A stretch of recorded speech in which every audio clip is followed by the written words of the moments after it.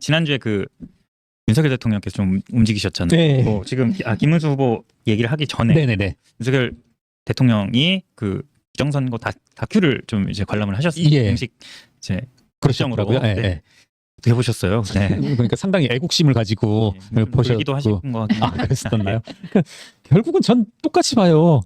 안 움직이면 안 움직이는 사람들이 이긴다. 그러니까 뭐 이재명에게도 언론이 처부하지 말라고 했다는데 지금 저는 뭐 윤석열 전 대통령이 언제 관람을 했는지 모르겠는데 여하튼 그날 이후로는 잠잠하더라고요. 다행이었던 맞아요. 뉴스였고. 그때 뭐 그 현역 의원 그 국민의힘 단톡방에 뭐 이렇게 좀 자제 좀 시켜야 된다 이렇게 얘기도 올라왔더라고요.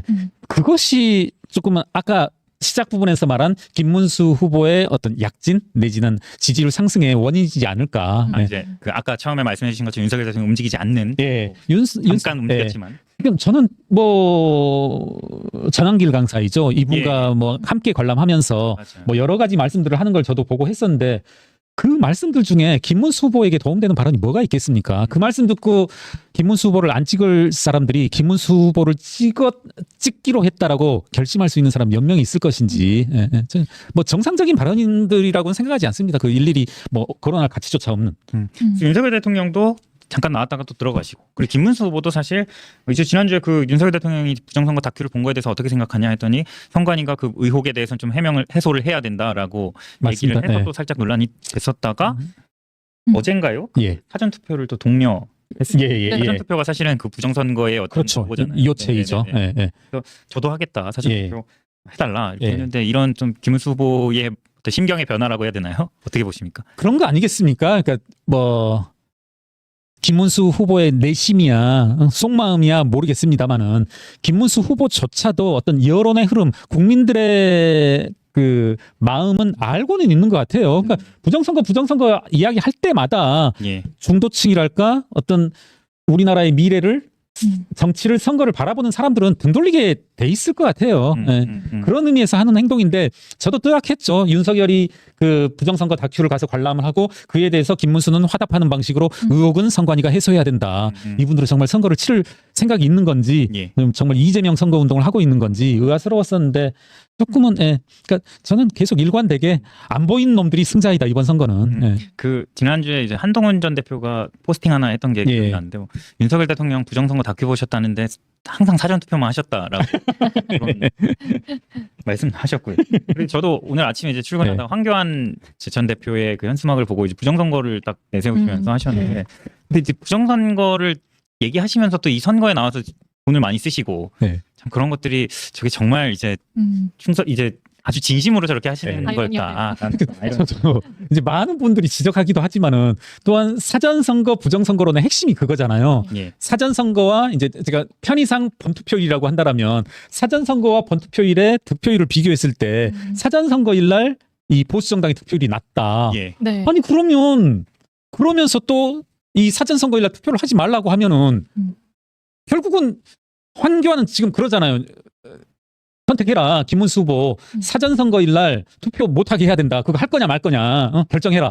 아니 사전투표일 날 투표 안 하게 되면 당연히 이날 상대적으로 보수정당의 득표율이 오를 것이고 그럼 결국은 또 황교안은 또 그걸 가지고 부정선거의 논란거리로 근거로 삼을 거잖아요. 그러니까 참 이분들 뭐 하는 건지 어떻게 보면 똑똑하기도 하고. 그리고 이재명 후보도 또 부정선거를 주장했다고 하는데 그렇죠. 이게 결국에는 양진영이 다 자기들 유리한 식으로 좀 계속 해석을 하는 것 같아요. 그렇죠.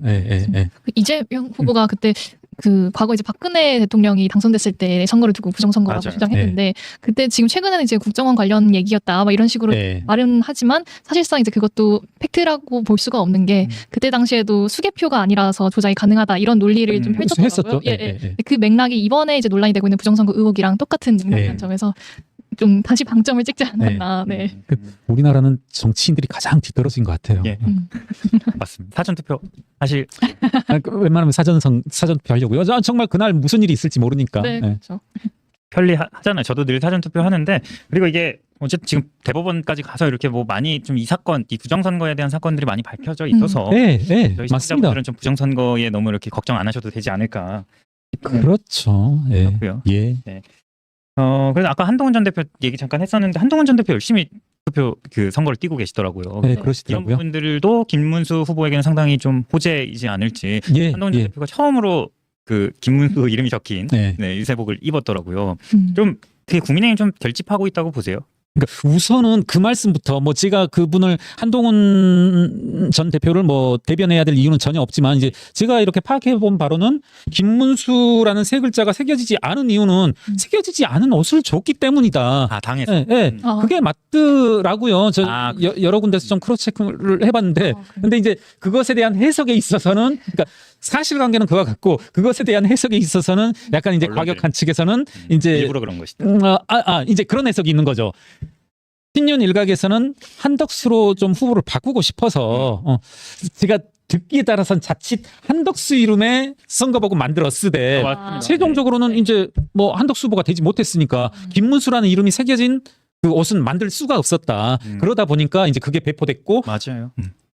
한동훈 전 대표는 그 옷을 입을 수밖에 없는 상황인데 그걸 또 야 왜 이름이 새겨지지 않은 그걸 입었냐 하는 것은 조금은 짜친 반응이지 않을까. 그게 실제로 그 기사가 나왔거든요. 네.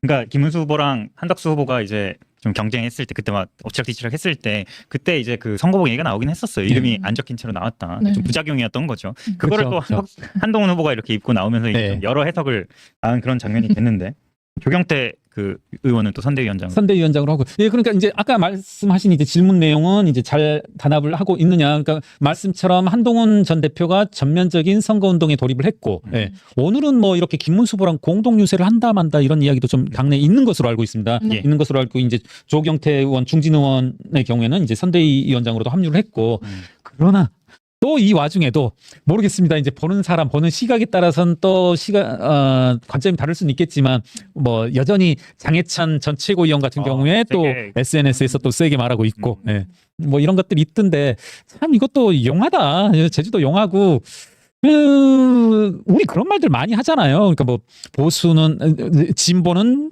분열로 망하고 보수는 이제 부패로 망한다 이런 말을 하는데 어쩜 이리 반대일 수 있고 그렇게 따지자면 우리나라에 보수와 진보가 있냐 이런 의문도 들고요.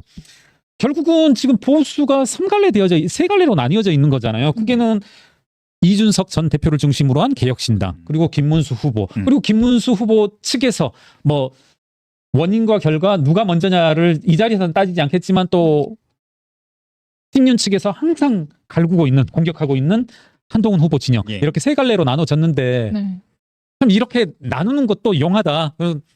똘똘 뭉쳐있던 보수의 핵심은 어떻게 보면 단합이고 하는 건데 이걸 세 갈래로 나눴던 것도 진짜 업적이다. 쉽게 할 수 없는. 근데 이제 한동훈 후보가 그럼에도 여전히 메시지를 내는 거는 오늘도 이제 권성동 원내대표는 물러나야 된다. 그렇게 얘기를 계속 하고 있습니다. 권성동 원내대표도 곧바로 또 반응을 했더라고요.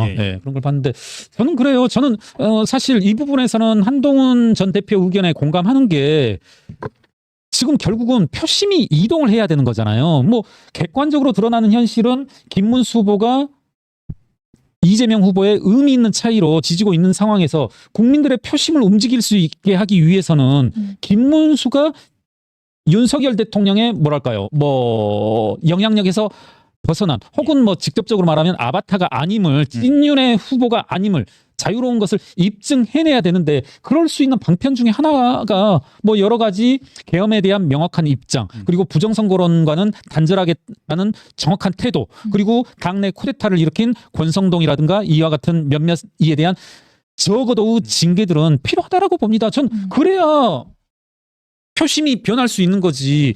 이재명이 나쁘다. 저는 공감해요. 이재명 나쁜 놈. 뭐 이렇게 누구보다 앞서서 외칠 수 있는데 그러한 이재명을 반대하는 마음이 반민주당의 마음이 김문수 후보로 움직이기 위해서는 그 필요 조건에 하나 더 덧붙여야 된다. 저는 그 부분이 정확하다고 봅니다. 그 강혜석 기자는 어떻게 그 현장에서 보면은 국민의힘 어떤 캠프나 지금 뭐 여론조사도 여러 지금 요동치고 있고 그 내부 분위기는 좀 어떤가요? 국민의힘 좀. 네, 사실 단일화를 위해서 지금 총력전에 나선 분위기인데 또 한편으로는 그냥 동시에 자강도 키워야 된다 이 메시지를 동시에 내고 있긴 한데 혼선이 일고 있긴 하죠. 근데 지금 단일화 마지노선도 일단 1차 마지노선은 이미 지나갔고요. 투표 용지가 인쇄되는 시점이었죠. 2차 마지노선이 이제 이번 주 목요일에 사전투표가 시작되기 직전에 끝내야 되는 상황인데 그렇게 됐을 때 단일화가 성사가 되면 이제 이준석 후보나 김문수 후보 중 한 명은 사표가 되는 거겠죠. 그쪽에 투표를 하면. 근데 지금 사실 예전에 이제 안철수 의원이 윤석열 대통령과 단일화를 했을 때도 맞아요. 마지막 TV 그쪽에, 토론 예. 직후에 갑자기 성사된 것처럼 이번에도 모른다는 분위기를 국민의힘 쪽에서는 주장을 하지만 개혁신당은 뭐 안철수랑 우리가 같지도 않고 끝까지 지금 오히려 김문수 후보의 사퇴를 요구하면서 단일화는 이루어지지 않을 거다. 네. 아주 강대강으로 지금 네. 붙이고 있는 상황입니다. 근데 한 가지 지금 국민의힘 쪽에서 이제 단일화 조건으로 하나를 더 내걸고 있는 게 처음에 이제 공동정부랑 그 100% 국민 개방형 여론조사를 통해서 단일화를 해보는 거 어떠냐 제안을 했는데 그 제안에도 끝까지 고수를 하고 있으니 지금은 네 맞습니다. 여론조사 100%를 한번 진행하자라고 되게 강하게 메시지를 내고 있는 상황이죠. 네. 이 단일화가 아직 변수가 됩니까? 왜냐면은 25일 그 투표용지 인쇄는 이미 예. 들어갔거든요. 네네네. 단일화가 되더라도 그렇죠. 김문수, 이준석은 다 나오게 되는 상황인데. 예. 그리고 하나는 저는 의문이 뭐 여러분들도 말씀하시는 거지만 과연 여하튼 그러니까 과정은 생략한 채 김문수 후보와 이준석 후보가 단일화가 되었다 한들 지금 시점에서 과연 그 뭐 좋습니다. 뭐 이준석으로 단일화가 된들 혹은 김문수로 단일화가 된다 한들 그 상대의 표심이 김문수로 고스란히 남을까 혹은 이준석으로 고스란히 남을까 예. 저는 이재명으로 빠져나갈 수 있는 것도 얼마든지 있다. 그 말씀은 결국은 저는 이 부분에 있어서는 이준석 후보가 말한 거 과연 얼만큼 이준석 후보와 김문수 후보 간의 공감대가 있냐. 저는 그렇게 특별히 공통 부분이라고 할까요? 그런 부분이 많지 않다. 그러니까 반 이재명으로 퉁치기에는 너무나 많은 결정적인 차이들이 많다. 1 더하기 1이 2가 되느냐. 그렇죠. 아니면 이게 뭐 1도 안 될 수도 있어요. 그렇죠. 1 더하기 1 해서 그럼 맞습니다. 1 더하기 1 해서 그러니까 결국은 누군가에 해당하는 1을 얼만큼 가져가느냐인데 저는 0.5, 0.5가 되면 이제 중립적일 텐데 이 사람들이 더 이재명 쪽으로 갈 수도 있고 남을 수도 있고 하는 건데 이걸 전 솔직히 지금 상황이라면 조금 화가 나기 힘들다. 지난번 그 윤석열 대통령과 당시 윤석열 후보와 안철수 후보의 단일화 때도 결국에는 이제 윤석열 후보가 0.73%포인트로 이겼지만 그 직후에 이제 나오는 얘기들이 단일화에서 오히려 그 격차가 좁아졌다 이런 해석도 하고요. 네, 들어본 것 같습니다. 네. 뭐 다양한 해석이 났고 이게 단일화를 한다고 그 효과가 온전히 나타나느냐는 사실 상당히 어렵고요. 그래서 국민의힘에서 일각에서는 오히려 이준석 후보가 동탄 때도 민주당 표를 많이 또 흡수한 부분이 있었기 때문에 그렇죠. 오히려 있는 게 3자 구도가 더 날 수도 있다. 보수는 결집하고 있고 뭐 그런 기대를 좀 하는 것 같아요. 아, 네네. 저도 이제 이렇게 아름아름으로 혹은 이제 풍문으로 들은 내용들이 이제 이준석 후보 같은 경우에는 이제 동탄 모델 이것에 상당한 기대를 가지고 있다 뭐 이런 말씀은 익히 들어왔습니다. 네, 동탄 모델. 네. 3자 구도에서 국민의힘과 민주당을 꺾고 이준석 후보가 당선이 됐던. 네. 기왕에 말씀 나온 김에 저는 이제 여러분들이 칭찬하시고 저도 이제 공감하는 내용 중에 하나가 지금 이제 안철수 후보가 죄송합니다. 이제 안철수 의원 같은 경우에는 적극적으로 이제 김문수 후보 선거 운동을 하고 있고 이런 모습들이 저는 상당히 여러분들이 칭찬하신 대로 보기 좋고 다만 이제 그렇다고 한다 한들 이제 안철수 의원께서 이제 한동훈 전 대표에 대해서 여러 가지로 이제 비판할 수 있고 비판에 공감할 수 있는 부분도 직접 뭐랄까요 공감되는 부분도 있긴 하지만 이런 부분들은 오히려 친윤들에게 한 번 더 이야기하고 싶어요. 과거 여러 차례 오늘 말씀하신 대로 지난 대통령 선거에서 안철수 당시 후보와 윤석열 후보 간의 극적인 단일화가 되어졌었는데 그때 했었던 약속 중에 몇 프로를 지켰는지 제가 알기로는 적어도 그리고 또 체감상으로는 약속의 100분의 1도 안 지키신 분들이거든요. 이건 제 말씀이 맞을 겁니다. 그런데 그랬던 사람들이 본인들 손으로 쫓아낸 이준석에 대해서 당권을 약속하면서 뭐 이것은 뭐 국민의힘은 아직 확언은 안 했을 때 또한 이제 반론도 제기 안 한 것도 사실인 것으로 압니다만은 그런 약속들을 남발하면서 단일화를 하겠다 하는 것은 조금은 시장판의 상도이에도 어긋난 좀 파렴치한 그런 태도이지 않나. 과연 이준석이 할까? 근데 이준석 후보는 TV 토론에 보면은 노무현 전 대통령 얘기를 굉장히 많이 하더라고요. 이런 거는 어떤 좀 해석을 해볼 수 있겠습니까? 뭐 좀 논란이 있기도 했어요. 뭐 그 노무현 정부 때 이 천호선 전 행정관이 뭐 좀 비판을 하기도. 저도 봤었는데 사실은 그래요. 솔직히 말씀드리면 이제 이준석 그 후보가 노무현 대통령에 대해서 이야기했다는 것 정도만 알고 또 천호선 그 전 뭔가 대변인이신가요? 이렇게 말씀하신 것 정도로만 아는데 제 개인적인 느낌을 말씀드리라고 한다면 노무현 정신이라고 하는 게 뭐 굳이 이재명 혹은 민주당 혹은 천호선 이런 걸로 대별돼야 될 필요도 없고 저는 노무현 정신을 가장 많이 훼손한 사람들이 노무현 재단 평당 2천만 원짜리 건물 지은 노무현 재단 사람들 그리고 뭐 유시민을 비롯한 당시 또 노무현 재단의 이사장도 했었죠. 그래서 뭐 저는 노무현 정신이라고 말한다면 이준석 후보가 노무현 전 대통령을 언급했다라면 나쁜 의미로 얘기한 것 같지는 않고 여러 가지 맥락상 그렇다면 뭐 어떤 특정 정치인의 긍정적인 점, 적극적인 점을 누구든지 얘기하는 것은 있을 수 있는 일이다. 뭐 천호선이 본인들이 그와 같은 것을 뭐 독점적으로 아니면 정말 노무현 정신에 긍정적인 것이 있다 하면 그런 것들을 적극적으로 했던 사람들도 아닌 사람들이 왜 감나라 배나라 하는지 조금 의문이다.